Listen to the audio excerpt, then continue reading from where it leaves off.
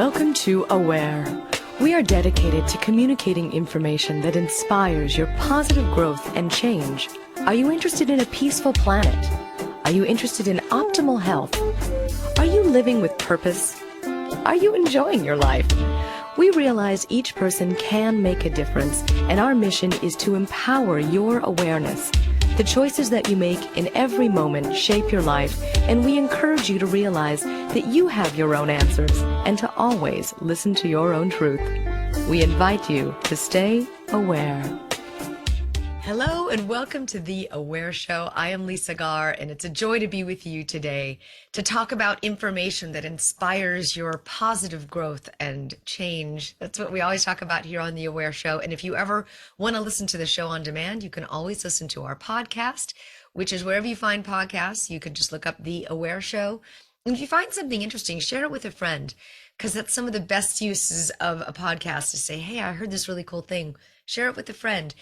Because today we are talking about people that have made extraordinary changes in their life, thought system changes, lifestyle changes, as a result of some type of life-altering event. And that is exactly what happened to my guest today.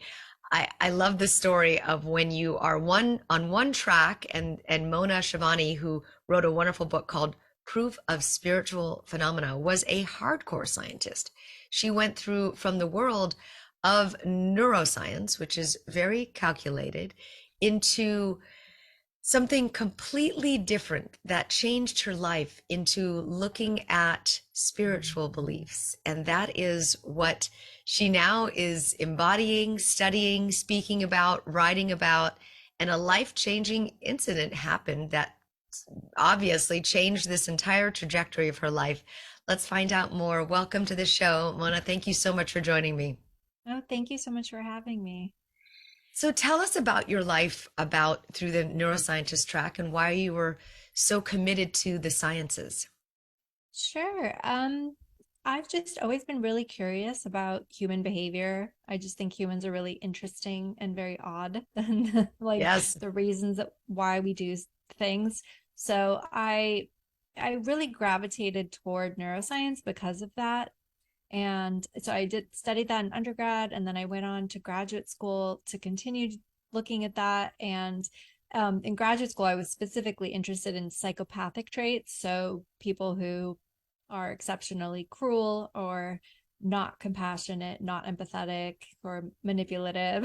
Wow. I was really interested in that kind of behavior. So I focused on that. But um, yeah, I mean, and I'm still interested in that. I'm still interested in what drives people to behave the way that they do with each other.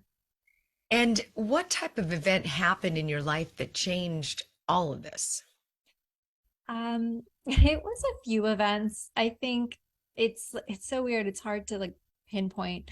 But yeah, the story I tell in the book is I was, very much a very just hard-nosed materialist scientist, didn't believe in anything religious or spiritual. I was pretty anti those things, like very aggressively anti those things. And just didn't think I wasn't an atheist, but I was more of an agnostic. I just didn't really care. I wasn't really interested in it. And I didn't see how it could exist in the material, physical, scientific world. So, but I'm Persian, and in our culture, we have a tradition of divination using coffee grounds. Actually, it's not like normal American coffee. It's this kind of thicker coffee where you leave the grounds in the cup, flip it over, let it dry, and then you have somebody who's intuitive look at the grounds and intuit things about your past, present, and future. So my grandmother used to do this. My mother learned it from her mother, and it was always happening in our family parties in our home. And I never paid attention to it really. And I definitely didn't believe in it, but I didn't even know what was going on. But when I was in graduate school and I would come home on the weekends to see my parents, my mom started reading for me. And I think it was just a bonding thing. And I didn't take it seriously, but I noticed over, months or years that she would do this for me, that she would predict things and that they would come true. And a lot of times it would be she was more right than she was wrong. And what really struck me or started getting my attention was that she would give small, specific details of situations that were going on in my life that, she didn't know were going on because I don't tell my mom everything.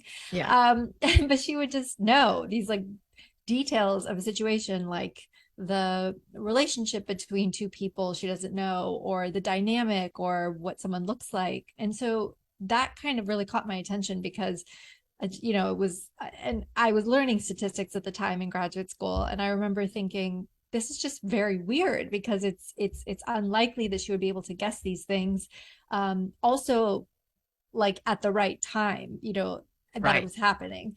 And so that got my attention. But I never tried to figure it out because science doesn't have any, normal mainstream science doesn't have explanations for this kind of thing. So there wasn't anything to draw on actually to try to explain it. So I just didn't. I just lived in cognitive dissonance. But then I had, she predicted there were these two large emotional life events that, what the first one was the death of someone I knew. It was one of my professors that I had helped me with one of my dissertation experiments in graduate school. So he was sadly killed by one of the students in our program. And my mom, yeah, it was, I mean, it was very sad. And you were And studying psychopaths, right? oh, yeah, it's, Psychopath. well, and the student was actually quite mentally ill. And it was one of those cases where it was actually a delusional, like a paranoid delusion. Uh, so Mm. different, but So sorry. yeah, Yes. but so my mom had foreseen something, like 5 to 6 weeks, and she kept seeing it every week that I would go home. And she usually wouldn't give bad news, or she would kind of skirt around it or something. But I also never had bad news like that before. So it was a very significant thing where she's like, "Oh, I think I feel like I have to warn you because this thing I'm seeing is very strange in your cup, and I've never seen anything like it." And so she didn't tell me it was a death, but later she told me what she saw, and it was the archetype for death, and it was a violent one. And that's what happened. And so that one, I think, because it was a life death thing, really got my attention and really shook me because, up to that point it had been, oh, you might lose some money, or be careful, like little things like that are what she would say. And then this time it was like the death of someone I knew. And so I was very upset that this information was out there in advance in the universe. And I couldn't wrap my head around what that meant. Like, what does that mean? Uh, does it have something to do with fate or destiny? Or what other information is out there? And how do Mhm. we tap into it? And that was the first one. But even at that point, I didn't do anything with that. It was just kind of like planted the seed in my head. And then 2 years later, I think it was a few years later, I she saw this relationship coming into my life, and then and looked like it was going to be positive and good, and the outcome would be positive. And then we broke up. So I didn't think that was positive. So Yeah. then but my mom was usually not wrong. So I remember thinking, it got me interested in what happened. And then I was wondering, do things change, or like, did she see it wrong because she was too emotionally invested? Or, then I just started thinking about the variables of it. And then that's when, and since I was already in kind of a not great existential place in my Uh-huh. life, and so that event was like almost, I think of it now as like the stool, like if you have a stool, the legs of the stool were just being knocked out, and that was the last leg. And so I just, it was my dark night of the soul. I was just Mm. very depressed, and felt a lot of despair, no hope, and I was really sad. And then once I got a little bit out of that, I was like, let's investigate. Like, what are these readings? And they've profoundly, affected my life, foreseeing these big events, and I wanted to understand them and just how they worked. I was really kind of interested in like the science behind it. Have you always been an intuitive person? Have you always been someone that has a bit of a sixth sense, but didn't know it? Like look back in your earlier part of your life. Yeah, I have a very strong intuition. Even before I got into any of this stuff, I would have told you, like, I have very strong intuition of Yeah. like when to email somebody, or I don't know, when to leave the apartment or when to leave the office or something. I don't know. So I've always had that, and I've always trusted it. And I don't know why, but I've always had a very strong intuition. And I don't think I would have thought it was spiritual, although I don't know, it's hard to look back and say. And I've also had precognitive dreams a lot. And I did start to ignore them, or explain them away in grad school as coincidences. But since then, I keep a dream journal now, because I had a lot of significant ones in college, that I don't, and I remember I didn't look into it. I just remember thinking, wow, this is so weird. But that runs in our family also. And so when I mentioned it to my mom, she was just like, oh yeah, that happens. And so I just thought, that's weird. But okay. maybe part of the family lineage or something. What was the tea or coffee reading called? What's it called? Yeah. Um, I don't, what, just coffee ground readings? Oh, really? There's not an actual name for it. That's, I mean, if it's a practice within your family, like something like a Turkish coffee ground reading, but something specific to your lineage, your family. I think it's pretty common. Um, well, I don't know if it's common. I don't know. I mean, I think it's common. I know a lot of Middle Eastern families. So whether Huh. you're Persian or Armenian or Turkish or Greek even, I know from that area of the world, a lot. Some people use tea leaves, some people use coffee Yeah. grounds. I mean, you can use anything. Okay. Oh, yes, yes. So I thought it was called something specific, but yes.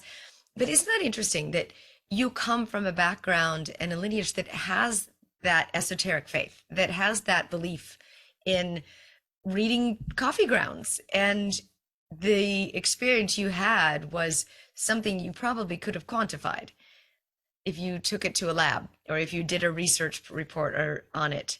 You would understand it from a different perspective, wouldn't Right. you? Yeah, I mean, and that's what when I started this journey, I that's what I kind of was looking for. I'm like, I didn't think it existed, but it turns out it does, that people have looked at psychic phenomena, if that's what you want to call it, or psi phenomena, in a laboratory setting. And so I was really surprised to find that a ton of research had been done.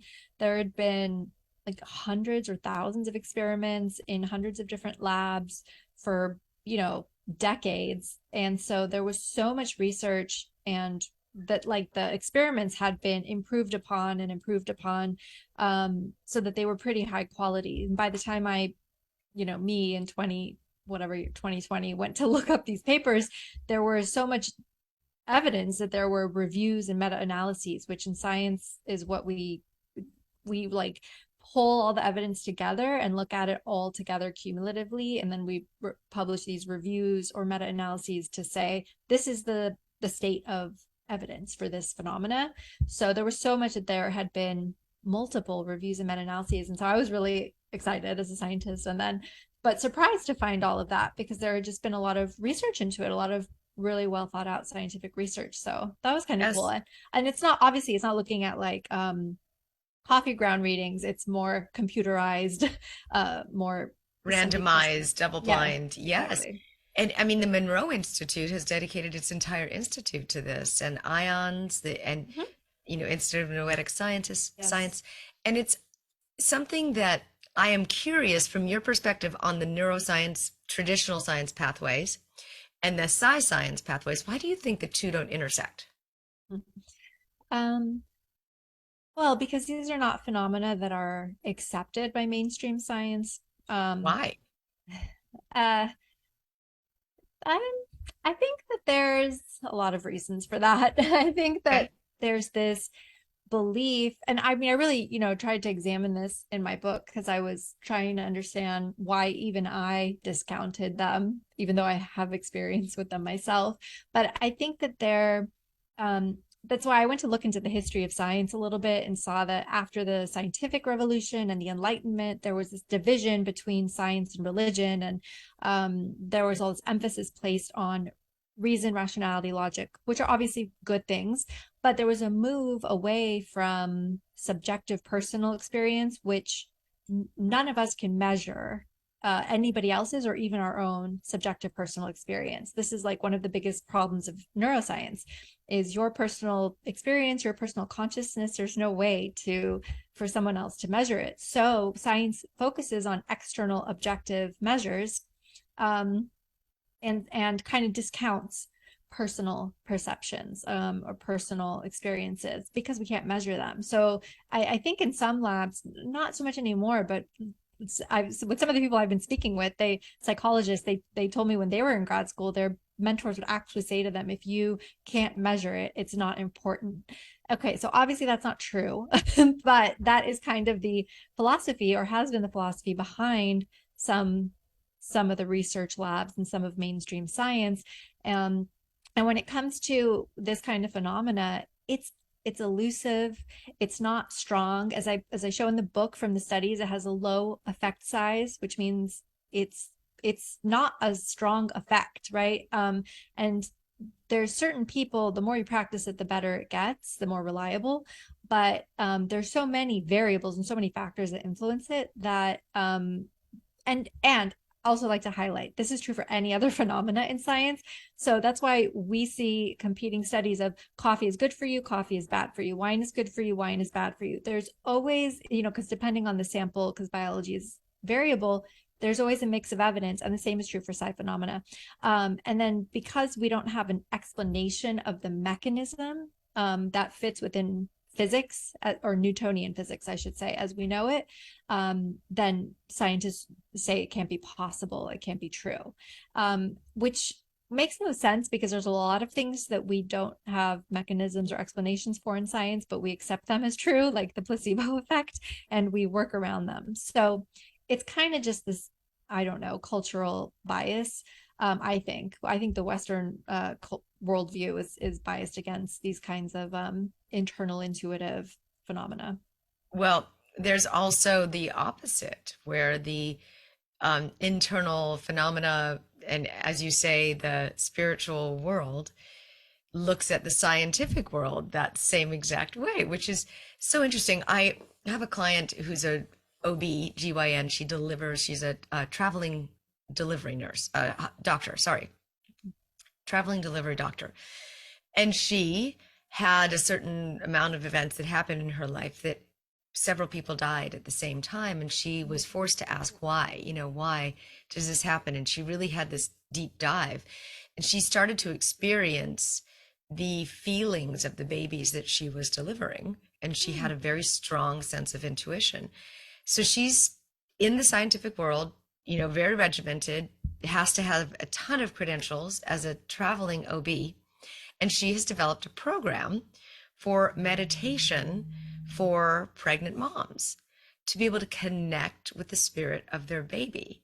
And she's running this through double blind, research analysis and getting a whole research project. And she's getting a lot of support from the IRB and from different research institutions, because I feel that the two worlds are starting to combine.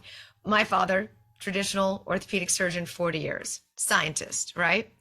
I, esoteric world in the spiritual and psychic. I even went to school at one point for psychic phenomena. And we used to have these great conversations. And I feel that the two worlds are slowly coming together. And I'm curious about, now that's me, the observer, but what do you feel? Yeah, I hope that's true. I think that so I found a group of scientists, and there's a association for post-materialist science, which is scientists who have basically think that there's more than just materialism, which is what we call the worldview, or the idea that the universe is just made of matter and material. The whole association of you? That's fantastic. I know. Oh my gosh, I was so happy when I found them. I was like, glad to Yes. sign up right away. Yeah. And they're scientists who've had personal experiences, and who, either through spiritual practices or whatever, they've all had various things happen to them. Actually, they just had this, I think they published a book about each of them writing about their experiences. And then I haven't watched it yet, but they have videos of each of them speaking about their experiences. Oh, So that'd be a great documentary. yeah, so I found a group of scientists, and I think the other thing I've been asking this.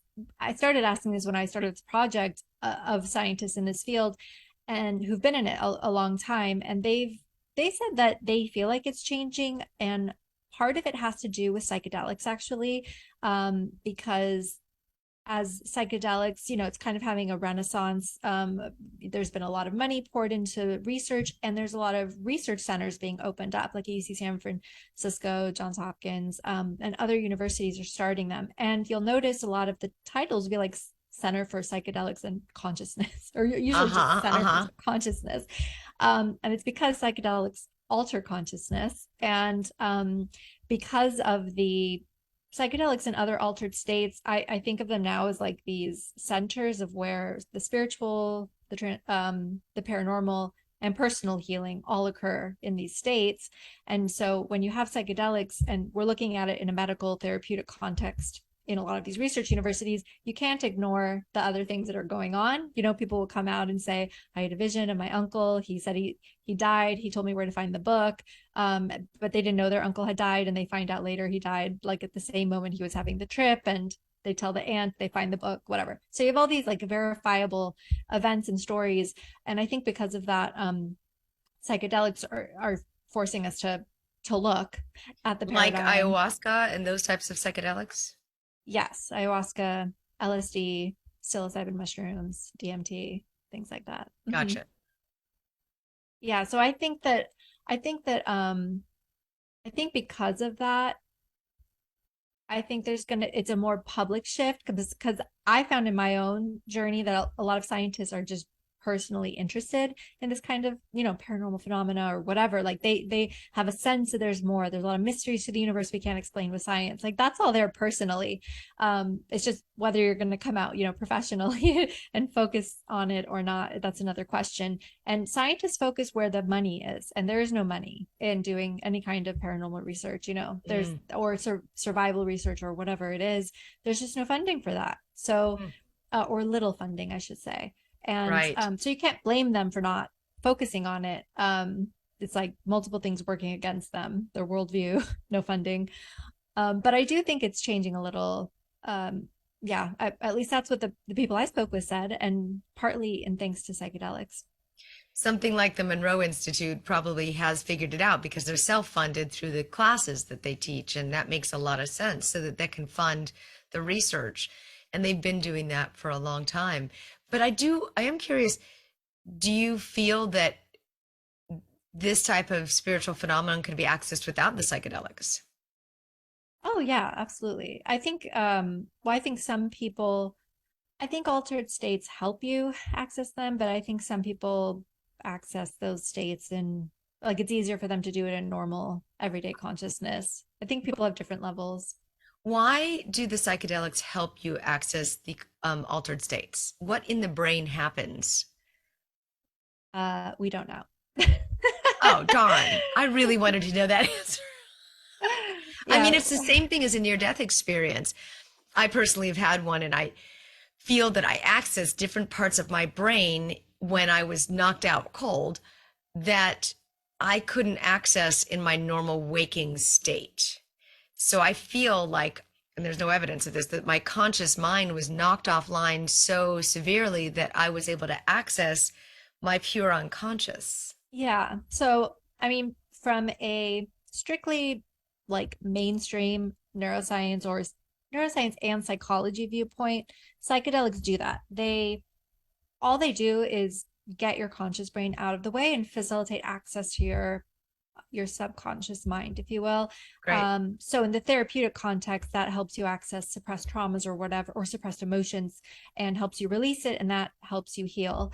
Um, and yeah, I think that you know, when it comes to the paranormal, I think it's harder to find concrete statements to say about that. But I think from the spiritual, well, like scientific anyway, but I think from the people who've been in the field for a long time and from the spiritual fields, they all say similar things, right? They say it's about quieting your conscious mind or quieting your mind chatter to get at what's beneath. And so I think that's what these altered states kind of help you do, is tap into that quieter space. And for some reason, we don't know the mechanism yet of exactly what that is. I mean, in my book, I included a paper, a theory I found in a scientific journal of this guy who was using cosmopsychism as a worldview and suggesting that our brains, through certain frequency patterns, can connect with the field. And it's like a totally like peer-reviewed scientific journal.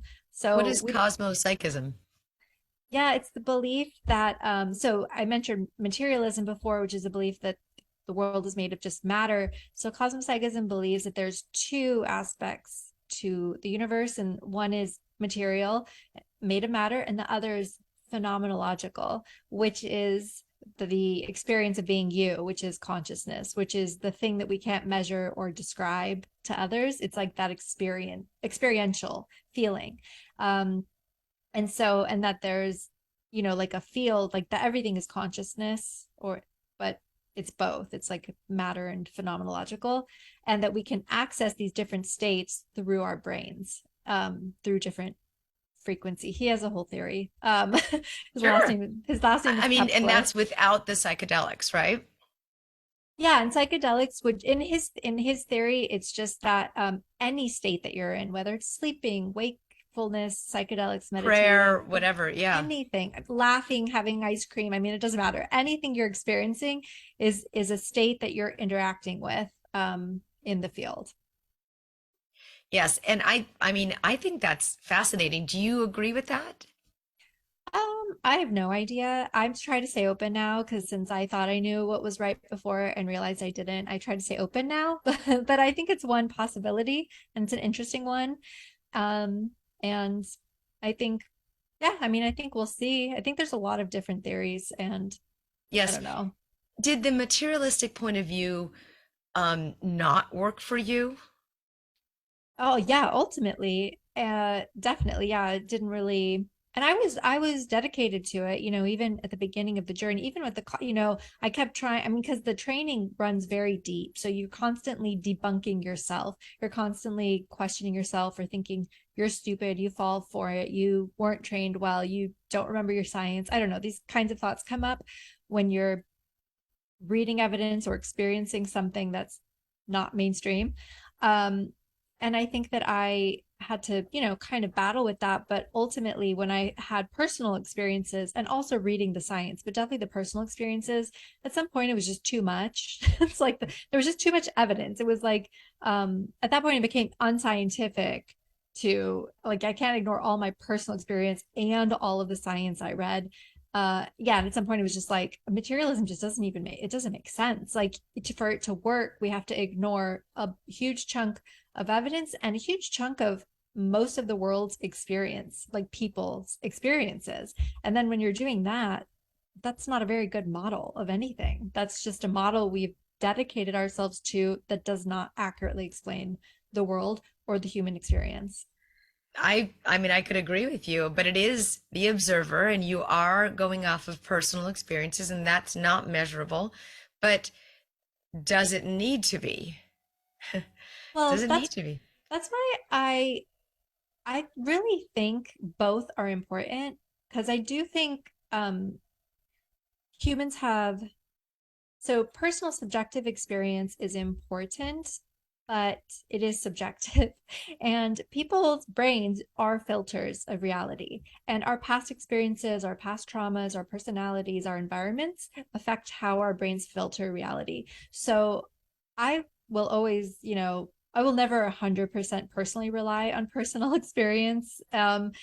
Because I think that the external objective is important too. Mhm. So, as you were mentioning earlier about, spirituality rejecting science or science rejecting spirituality, there's a lot of that, but I think they really need to go hand in hand, because I don't think, as much as I dog on materialism, I think the scientific method is great. And I think it's the best tool we have to measure and control things and figure things out. I mean, without it, we all use it every single day Yes, but ourselves. Yeah. I mean, obviously, it's a great tool for measuring the mystical and measuring the spiritual as well. And it's been done, as you said, for hundreds of years. Yeah. So someone's doing it, and it's done in many different environments too. I think that the materialism is a little bit lacking in meaning, and the esoteric is all meaning Mhm. in a way, Mhm. because it really is, it gives meaning to the things that like you do. So in your example with your mother who was doing the readings, it related directly to your life, Yes. and it was true, and it Mhm. impacted you. Yes. Yeah, that was something that was missing. I realized that I didn't realize was important, but that on this journey I realized was missing for me was meaning. That's something mainstream science or the Western worldview believes the universe is random, meaningless, mechanistic, dead, and anything that happens or any meaning you derive is just your brain making up a story to comfort you. And when you are in crisis, it's a pretty terrible worldview to have because it just spins you into more despair. I think it's a really Well, kind of what also have you studied anything about belief?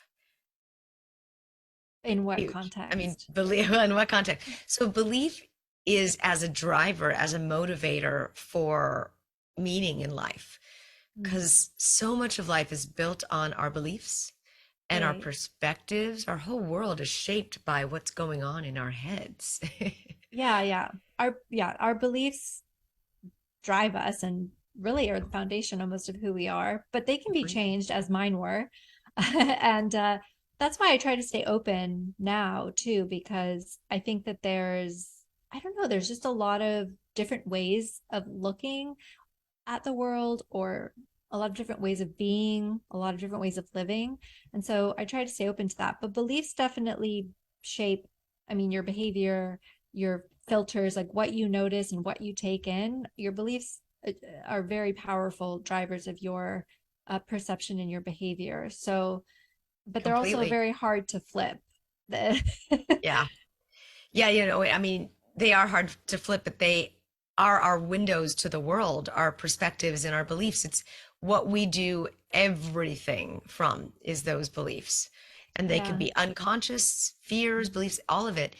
So when someone looks at your book and picks up the book, it's called Proof of Spiritual Phenomena, a neuroscientist's discovery of the ineffable mysteries of the universe. What would you want them to gain from the book?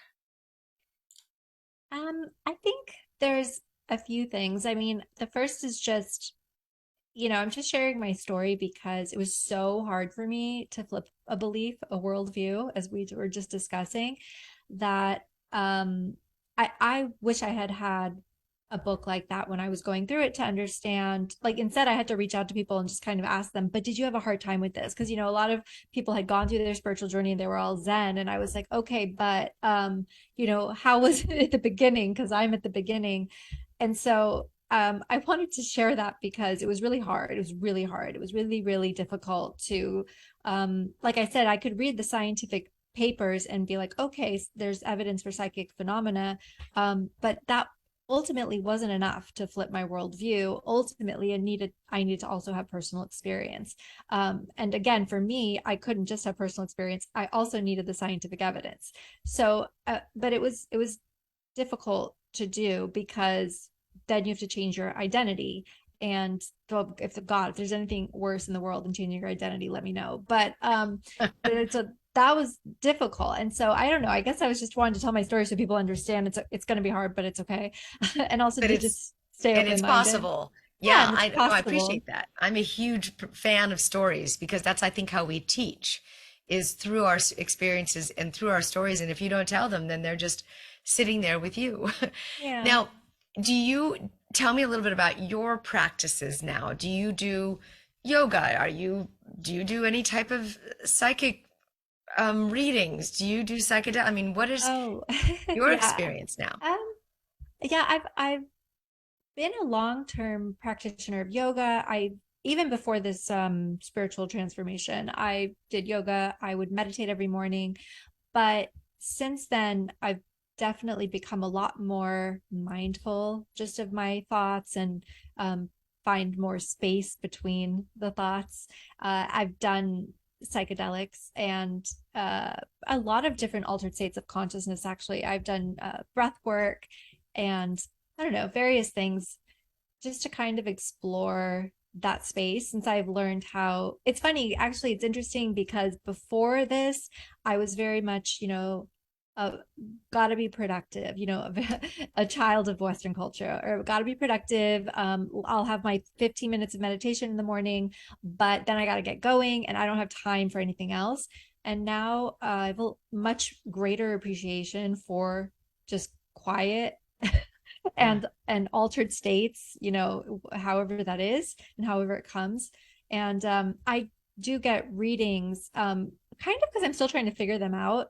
Like I'm still interested in all the dynamics. And yeah, I mean, I would like to eventually do more. I kind of follow my intuition to whatever piques my interest. I'll look into that for a while and then Yeah. try certain things. Yeah. Tell me about the readings that you get.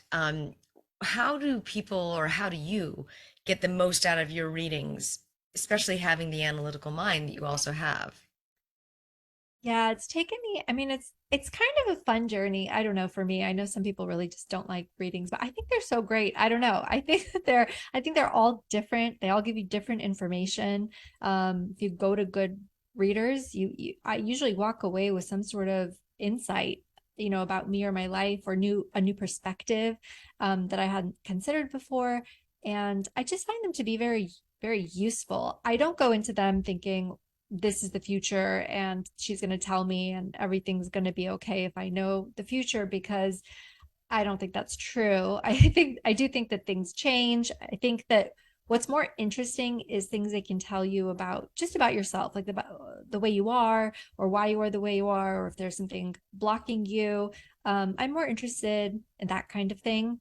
And I like to see what they say about the near future.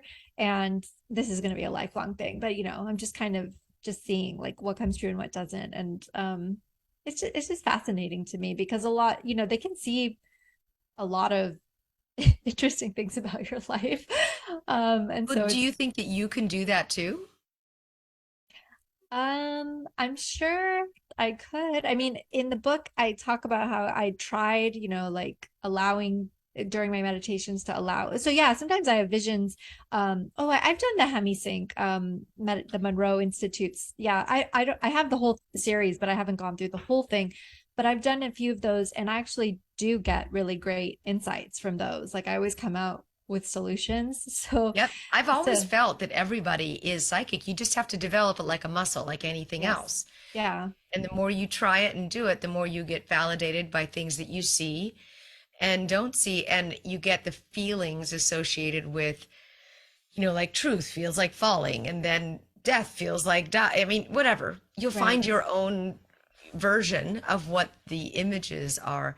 Do you ever use, or have you worked with things like tarot or any other type of divination material? Oh yeah, um I've been learning tarot kind of. I mean, I have a few decks and I dabble with it. That's cool. I yeah, I have this intuitive that I really want her to teach me. So I'm just waiting for her to find some time so we can get together so I can have a proper. But yeah, I love the tarot. I think it's I think just I like pick a card every day and I'll new moons and full moons I'll pull. So yeah, I found it to be very useful. I've started looking into astrology because of Richard Tarnas's work from the Esalen Institute. Hmm. So yeah, I've just been starting to look into that. It's really interesting.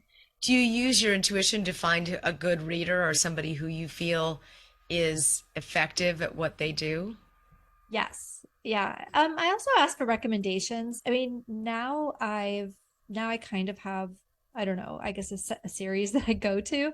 Yeah. But in the beginning, when I was going through this whole thing, my friends and I, it started with recommendations from friends. Yeah, one of my friends had gone through a crisis and gone through this period of her life where she was going to multiple different intuitives. So she kind of did the legwork of finding good For ones. you, So yes. yeah, so then when my crisis rolled around, she was like, "Don't worry, I know this intuitive. She'll turn you away if she can't read you. She's great." So yeah, I had a handful from one of my friends, and then I found a few more when I was doing research for the book. And I would love to keep if you have any recommendations. I love trying new. Well, I mean, do you feel that really good psychics or readers are gifted, like they come in with these gifts, or do you feel that it can be developed and cultivated? I mean, I think it's both. The ones that I interviewed for my book, they all started using their gifts or experiencing their gifts when they were young. Yes. So the ones I interviewed, but I've heard of people who later, are not spiritual at all, and then later in life go through, like, it opens up for them suddenly, or they decide, to start engaging with it and practicing that muscle, like you said, and then they turn it into like a skill. So I think it's both. I love your scientific method at spirituality. It's great because you interviewed mediums and psychics and all sorts of people in the field of the esoterics. What did you glean from that? What did you really take away from all that you learned? Oh, they just fascinate me to no end. Yeah. Still, because yeah, I mean, it was really interesting when I was getting into this because I just didn't understand because I was so unfamiliar with this world that I remember thinking, did you, and in the readings they would talk about karma or past lives or reincarnate, and I didn't believe in any of that, and I had never really heard about any of that. And so I remember thinking, did you guys learn this in psychic school? Like, does somebody train? How do you have a newsletter? Like, how do you all have the same belief? Where did you get trained? So that's why I interviewed them, because I was just curious to know about their life stories. And I was, surprised to learn that, like, some of their families didn't believe them. Their families weren't spiritual. This was literally, a gift. They were maybe 4 years old and they met their spirit guide, and the spirit guide explained everything to them. And, they actually had difficult lives, and many of them didn't charge a lot, and they, would tell me, they're like, I want it to be accessible for everyone. I know I meant to do this. So I was really surprised by a lot of their answers. Yes. And I'm just glad that I spoke to them. And has it ever inspired you? I mean, you said you would love to learn tarot yourself and do some of this on your own. Yeah, I mean, I think I'm more technical in general, so I think But some so were things. they. Some of them, as you said, came from very, agnostic Yeah, backgrounds. that's true. Yeah, I don't know. I haven't really thought about. I would like to, I think, eventually, but I haven't really given it much thought yet. But you incorporate it into your life and you make it a daily part of your life. Do you have, are you still in the scientific world at all? I'm not at the university. I'm not doing research actively, but I do other, I have a company with two friends. We do some consulting, and then we're building a product on the side, but that's more technology. I mean, I use my science knowledge like on the back end of our technology. And I do some consulting work for neuroscience consulting work. But I'm not actively doing research, which I don't want to do anyway. Not anymore. You want to just develop something different. And your main message is to not look at life so black and white and to understand that there's other parts of perspectives and life and things to look at from different experiences and to be open, right? That's kind of the way you Yes. live your life, Yes. right? Yeah. And in the book, I invite scientists or really anyone to actively engage like mystical or spiritual practices, or even getting a reading of some kind, because I do think that if we're trying, as scientists, if we're trying to map the world and understand reality, that we have to experience all of it. And it's such a huge part of the human experience historically and currently. it's such a part of being human, right? This, like, to have a spiritual belief or believe or even be interested in the question of why are we here or anything like that, that it has to be incorporated into our If you science. were in the traditional scientist world as a material scientist, and somebody approached you with this topic of, hey, you really should or could look at how belief plays a role in decisions or life or things, what would you want to hear in order to, like, if somebody were to try to speak to a scientist about being more open-minded, what would you suggest they say to the scientist? Basic. That's interesting.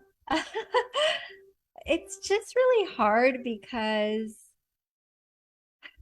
we're stuck in our ways. Like, I'm thinking about old me, and I'm like, is there Yeah. anything that anyone could say to me that would, and I mean, it's difficult. I don't know. It's a really hard question. I don't Well, you know know. what? I remember Oprah did a documentary called Believe, and it was her after she had finished doing her show for so long, which she kind of, from what I understand, was struggling because she was so into the spirituality and that she was doing this typical show that was the network wanting her to be more voyeuristic and sensational Mm. in the show, and she really felt this calling, and then so she created OWN, the network, to do more of her own thing. And then one of the things was this documentary called Believe, and it was about different beliefs around the world and religions and so forth that really help motivate spirituality in people. Mhm. And I thought that was a great, I mean, if you look at spirituality in the world, religion, countries were built on it, wars have been fought about it. It's the one thing that all religions have influenced people to do certain things and have practices and raise entire families and grow entire countries based on that belief of religion. You can't quantify it. You can't double blind it. You can't randomize and clinicalize it. It's just a faith. Mhm. It's a good start. I've been writing about this a little bit, and I have a psychedelics or altered states of consciousness newsletter, because in the psychedelic literature, the new research that they're doing, they've found that the stronger spiritual experience you have in the session, the more healing you see. And so they're kind of looking at this like, what is it about this spiritual, mystical experience that is so healing?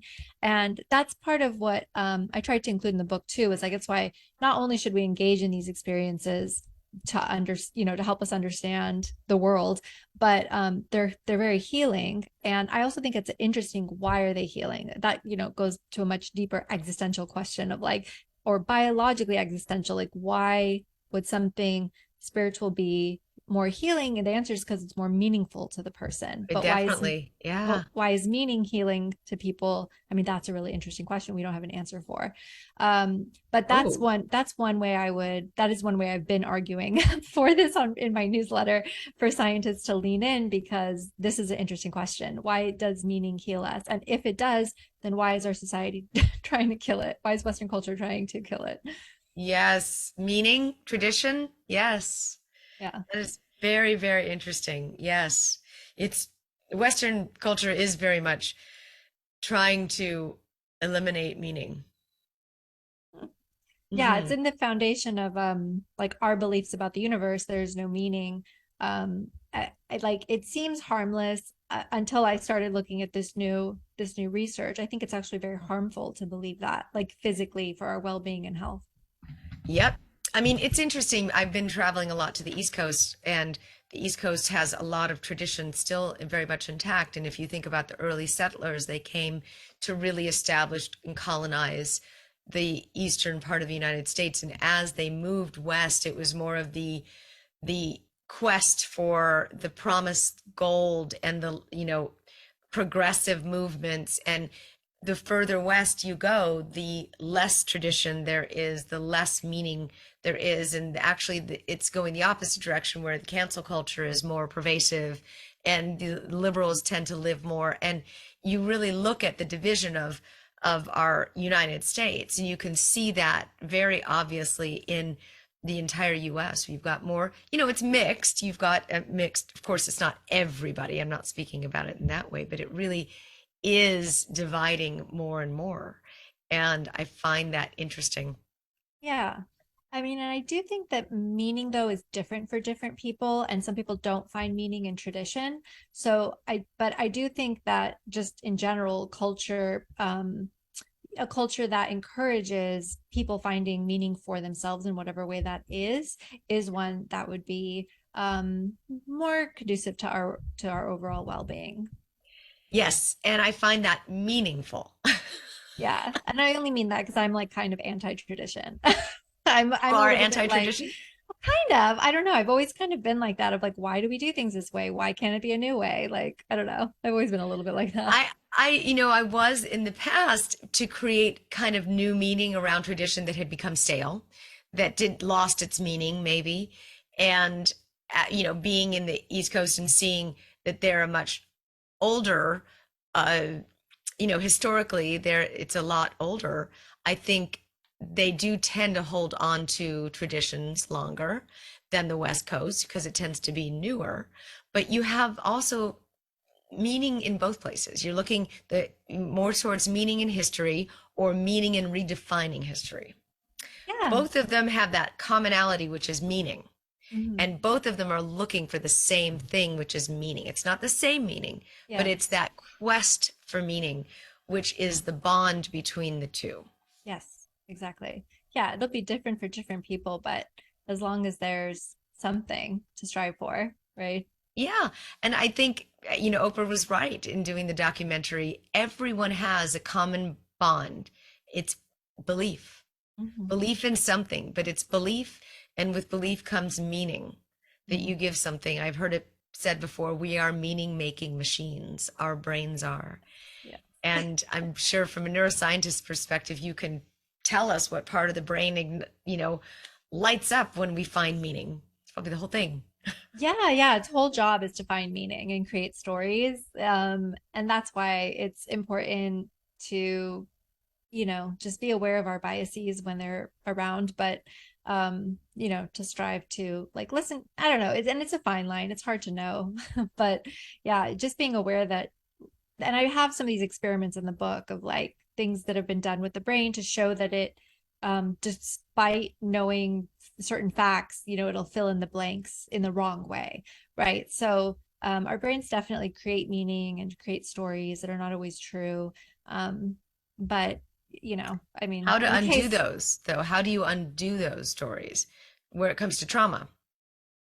oh, And yeah, well, for there's just so much good work being done. Like, if you are you familiar with Gabor Mate? He's a psychiatrist. yes, He's doing some great work. I'm waiting for his new book to arrive so I could read it. yes, But Dan Siegel's another great psychiatrist. There's a lot of I like all the focus around this, like having a trauma informed society that Gabor Mate talks about all the time, all these ways to release and address traumas, because you're right, they inform these early experiences from your childhood. So when you're younger, your brain is more plastic. It's more, most people know this, but it has higher levels of neuroplasticity, as we say. So it's forming. And then once your brain is formed, it's stuck. It's kind of not stuck. You can change it, but it's harder to change the behaviors and the patterns and the beliefs that you've acquired when you were under 6 years old. But as we get older, a lot of those things that we learn don't work for us anymore. They don't serve us, as people say. You may have learned to not make eye contact with people because you were abused every time that happened or whatever. But as you grow up into an adult, that may not serve you any longer, and so you have to rewire. And so there's a lot of these psychiatric, psychological and spiritual practices that can help release trauma. Altered states of consciousness help with that, breath work, psychedelics, EFT, a lot of different modalities to help release those patterns in your brain that you don't need anymore, that don't help you. So it's that's one such way. great research, especially, if you were raised with a lot of fear and that was Yes. hardwired into the brain to change that, you would have to have a greater meaning in order to change it. Yeah. And if you were raised around someone who hated change and would not change and stayed the same all the time, it's harder to Mhm. find a reason to change unless you prescribe a meaning to it. All of this, I mean, we could talk forever, and it gets into more of a philosophical conversation. I love this because having a philosophical conversation with a neuroscientist is like my best experience. So thank you. No, this has really been great for me. And I love the idea that you explore these same thoughts in your book, and I think you should speak more. More? Okay. Noted. I will try. Yes, because this whole thing is about that. It's about finding meaning and making change. And you have done that exact thing in your life. Yeah, and like I said, it's hard, but it's worth it because I'm much happier. There's definitely a lot more meaning in my life, in my day to day, and in the overall picture of things. And I'm definitely a lot happier. Yes. Well, thank you again. Great, great information. And again, the name of the book is called Proof of Spiritual Phenomena, a Neuroscientist's Discovery of the Ineffable Mysteries of the Universe. Mona Sobhani has been my guest, and I appreciate your time today. Thank you. Thank you so much for having me. And for anyone who'd love to share this with a friend, as I mentioned earlier, please go to the Aware Show wherever you listen to your podcasts. You can share this conversation with a friend, and right there from the podcast of the Aware Show. Thank you, and I'm Lisa Garr. Until next time, I invite you to stay aware.